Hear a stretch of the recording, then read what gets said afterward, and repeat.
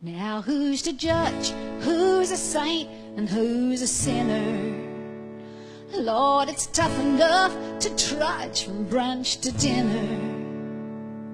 We seek the light of truth between our white lies. We sleep away our youth under tattletale skies. Well, Mama, it's been 17 years since you died. My son came out as gay right in front of your coffin. And Mama's ghost is haunting me. Seemed like just yesterday that Peggy tripped over them wooden legs. And I took one of them legs and I bashed in all the windows on his pickup truck. I'm putting back together that 15-year tribute for Peggy. Hey, Mama, you could throw us our wedding. It's just not exactly the kind of wedding that I always envisioned. I need you to rescue me. Well, did you hear that the hitchhiker murderer has escaped the pen? Rise and shine, give God the glory, glory. Not like crazy. Party's new in town. And who are you, the welcome wagon? Well, you're just never going to believe what the church is doing. They're having an anti-equality revival. Supreme Court's not the law of this land. Word of God's the law of this land. We want our rainbow back. No cakes, no flowers, no photos. Our kind of Christianity frightens me. Some things in the Bible that just do not make a lick of sense to me. Well, I live by the Bible, Sissy. I don't need it to make sense. That doesn't sound right. Emerson and Del, welcome. Thank you. We're fascinated and we're glad you're here, but I look back at your long career, very long career, and the word sordid pops up all the time. Why? First of all, when you say very long career, you just said, you're just old, Del. You're old. But thank you for having us. And yes, I am old. Sordid is a word that I discovered with the title of Sordid Lives. You know, don't you, Latrell said it, and I found the title when she said, don't you dare bring my son into this sordid picture or something like that. And so Sordid Lives was birthed, and it became very successful. When I wrote my first one-man show, it was Del Shores the Storyteller. And, you know, I went to these cities. Nobody knew who I was. So then I changed the title to Del Shores My Sordid Life, and I started selling tickets. And I realized that there was a brand there, and so Sordid became a bit of my brand. Okay, so before you did Sordid Lives, your first or your second successful play was Daddy's Dying, Who's Got the Will? That's right. So you've obviously got a very sordid mind. But how did Sordid Lives start? What started the whole thing off for you? Therapy. No, seriously, it was my therapy sessions, and I was Thai, loosely based. I always say, you know, he was younger and cuter than me, but it's my. Can I cuss on this? You can. Okay, it's my fucking story. So it started with therapy sessions, and then it also started simultaneously with a short story that I wrote called Nicotine Fit. And it was just a simple story about Sissy trying to quit smoking, and her sister died. So she picked the wrong day, and her nieces were fighting over this. In the short story, it was a fox stole. And originally it was a fox stole in the play, but we couldn't find one, so I changed it to a mink stole. They're more readily available. So. Did Sissy hurt herself that much when she kept doing that? She did. I mean, it is a painful thing, I feel like.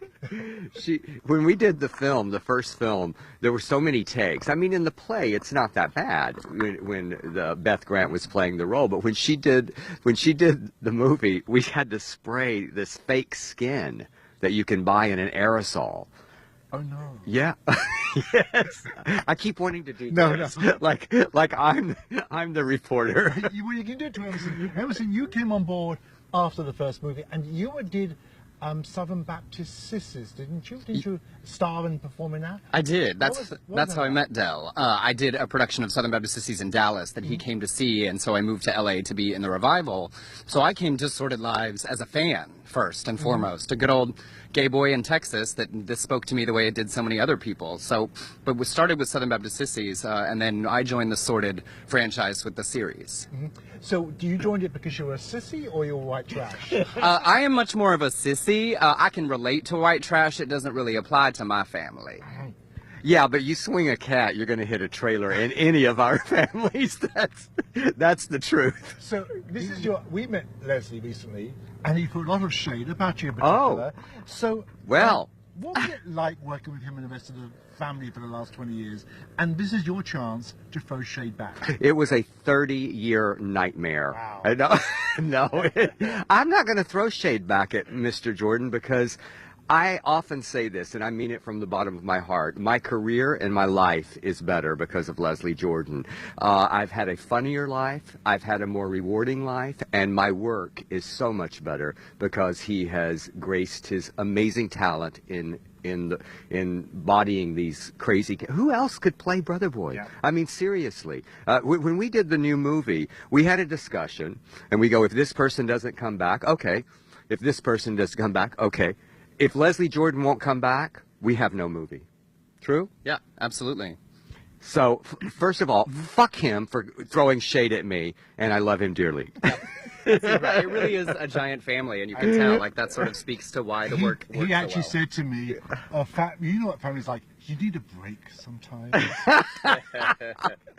Yes. So, Emerson, you were involved with the prequel TV series, working with the great Rue McCallaghan. What was that like? I mean, I have been so fortunate to work with so many comedic geniuses who are drawn to Dell's work because of the kind of characters he writes. You know, women that age don't get that sort of deep character to play with, and she spent the entire shoot pretending that she didn't know my name. Which she just found to be hilarious. She'd say, that one, somebody tell that one over there I need something. And at the end I was like, Emerson. She's like, I know, I just think it's funny. Can I have Emerson tell about Bonnie Bedelia finding out if he was really important or not on the series? Well, it's, you know, we have all these great women of the industry, and so I was a co-producer on the series, and Bonnie Bedelia gets in the van. And she plays, just tell everybody what she plays. And she plays the Trell, the mother figure, the matriarch of the family, the younger group. And Dell said, this is Emerson, he's one of the producers. And she, not to me, to Dell said, now what does that mean? And he said, well, he's one of the producers. She said, no. If I need something fixed, is he the one that can fix it? And Dell said, oh, yes. And she said, oh, it's so nice to meet you. And they have been best friends ever since, because that is the truth. He will fix anything for any. You know, he does an amazing thing in my work. First of all, I call him my left brain because I abandoned that many years ago. And Emerson truly is one of those creative people who can flip over to the left and get things done and produce so much better and more organized than any other producer I've worked with. In that, he is truly one of the most gifted actors, as you could see in Southern Baptist Sissies and in this film. I mean, the diversity of his performance from Sissies to this is crazy. So let's people out there think that your life is totally sordid.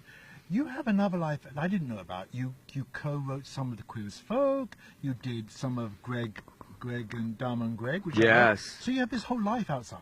I do. I've had a really nice television career. It's so interesting you say that, because some asshole on Facebook wrote, when this movie came out, this new movie, it's too bad you can't do anything except for sordid lives.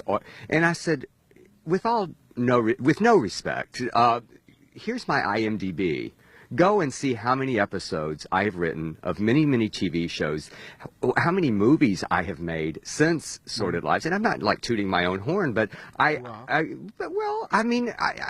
stay busy. Yeah. And I've had, since the movie came out, since the series came out, I've done 4 national tours of stand-up. So but in that, I don't hate it that people go, oh, he's the guy who wrote Sordid Lives. I mean, when I'm when I'm Grand Marshal in a gay parade, I don't hear any lines from Queer as Folk. I always hear, can you see my pussy now? Which is not the right, by the way, that is the most incorrect quoted line in the history of Sordid Lives. It's, do you see my pussy now? So go to the DVD. Thank God we fixed that. And I saw on your resume, you started with one of my favorite plays. You started with Buyer and Seller. I did. I was really fortunate. I did the first regional production with a company, Coyote Stageworks, in Palm Springs, and then did it again the next year in Laguna Beach. And it was one of the most exciting, terrifying things I've ever done as an actor. Michael Urie, who, of course, created it, was very sweet. And actually, just recently, I went to the Drama Desk Awards, and 18 of us that have played it across the country were all there sort of representing the diversity of this amazing amazing one-man show experience. But it's sort of the show that a gay actor between the ages of 22 and 40 wants to do. So it was a really, really amazing experience. We had here last year. Of course, I would think. We had, but you also have a TV series on Bravo, which I should know something about, but I don't. That's quite all right. We had a great time. Yes, The People's Couch. It's a reality show where me and Blake and Scott and then 6 other groups of people, we watch 8 to 10 television shows a week and just say what we think. So all of that adolescent trauma that taught me how to say snarky things because I was not big enough to hit somebody gets put to great use for reality television purposes. Good. We should go back and watch it. So let's get to the main event. Yes. Without giving it all away, who's going to tell us the plots or what A Very Sordid Wedding's about? But don't give it all away. Who's going to tell us? Well, it is a sprawling tale, as you know. It's real messy. A lot of stories going on. So we have Brother Boy's story with Emerson playing Billy Joe, a serial killer that picks up Brother Boy and gives him a ride to Dallas, which is one of my favorite storylines. We've got Caroline Ray's character of Nolita falling in love. But the big tentpole of story is what happens when equality comes rushing in to Winters, Texas, right after the Supreme Court decision. And what I really wanted to celebrate in this movie was I wanted to, first of all, as I often do, I like to expose bigotry, but I also wanted to celebrate that there are people who are evolving. And so we see the evolution of characters like Latrell and Sissy by loving, just by love, and caring for their gay son and nephew, that they go to bat and go and take on the church in this anti-equality revival service. And then juxtaposed to this big celebration of Peggy's death 17 years ago. A 17-year anniversary. I'm not going to spoil why it's 17, no. but... So, Emerson, was it as much fun making it as it seemed to us in the audience? It really is. There is something about working with people that you love, that you can call family. I always say we're not curing cancer. We should be having a good time. Nobody's getting paid enough to be an asshole. And it's really amazing. You've got 32 actors. We shot the movie in 15 days, 11 and a half days in Winnipeg and 3.5 days in Dallas. So fast and furious because these people know these characters. And we brought some brilliant new people into the family with some great fun cameos. So it's a great celebration to sort of finish the sordid story. Actually, I loved your cameos. I spotted Carol Cook. Absolutely. Yes. In a tiny part. 93 years old. And here's the deal about Carol Cook. First, I love her with all my heart, but she came to that set so prepared, such a professional, and she was 92 when she did it, traveled all the way to Winnipeg and laid in that hospital bed and never missed a line. Just bam, bam. And then would say, "Can I try this? Can I hit that ponytail and say kill it?" That was her line. Yeah. You know, she's so smart. So, Brother Boy's out of a loony bin. Latrell is getting chilled. People are getting married. Is this the end? It is the end. The end of the Sordid franchise. I have been so fortunate. I wrote that play in '95. It premiered in '96. It has been the gift that keeps giving to me for many, many years. And when I decided to tell this story again, it felt like that I could, with what has happened and bringing the characters up to date into 2015, at that time, it takes place July 23rd, 2015, that I could actually give them a proper ending and show what has happened. You know, it's like those blogs. Where are they now? And we get to see where are they now. And, you know, I took away, when you see the movie, you'll see, it feels like an ending. It feels like an ending to them all, and it feels like a very sweet ending. And then the other day, I have to tell you, I was in Nashville, and this question always comes up, and people go, "No, please, I don't want it to be the end." And I go, "Look, you gays are more judgmental than the Christians. You look for people to fail, and it didn't happen with this one. So I'm going to go out on top instead of, like, you know, writing something." Well, and also, as Ann Walker, who plays LaVonda, put it, we're dropping like flies. I mean, we do have the most AARP qualified cast in the history of independent film, I feel like. I wanted AARP. AARP, we pitched you the cover. The cover of your magazine with all these amazing actors and actresses that are over 50 years old, including me. So Where's my card? I'm going to burn it right here on camera on Channel 99. Emerson, what's next for the film? What's next for the film after your screening? We've opened the film in 32 markets. We've got another 15 to go in some of our big cities still left, LA, New York, Chicago, before leading to the DVD and streaming release October the 17th. He's a good producer. He knows the facts. He knows his shit. Okay, so what's next for the two of you? Developing a new series, a new television series that I can't really talk that much about, but it's going amazingly well. So we'll be producing team on that with some other great people. Any white trash involved? Oh, yes. I can't get out of the South. I can't get out of the South, and I can't get out of small towns. So it celebrates small town America. It's exactly as we finished with Leslie, and he's doing a series for the British in Sky TV, and he said, and guess what? I play Southern white trash. He does. England. Have you seen the trailer? No, I haven't. It looks pretty hysterical. It's this British family moves to a trailer park. They buy a trailer park in Florida, and Leslie is like one of the residents. So it looks pretty funny. Yeah. Well, this is a happy and a sad moment for us. So maybe we should have a 2-minute silence for Brother Boy in the film, because it's been a good 30-year ride for us all. So thank you so much. Thank you. We appreciate you, and I thank you for the review, and thank you, P-Town, for having us and embracing us with such love. You can't swing a cat in this town without hitting a bigot. Folks who want to tell you how to live your life. Gays can't get married in the church. This feels like a trick question. Gays can't get married in the courthouse. Hearts and minds are changing. We have stopped equality. Anti-equality works both ways. And we must stop villainizing our own children. This is where I learned to be gay.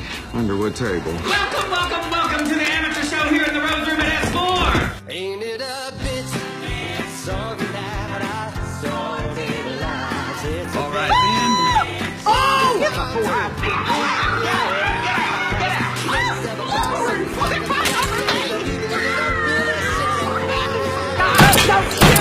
Keep going! Keep going!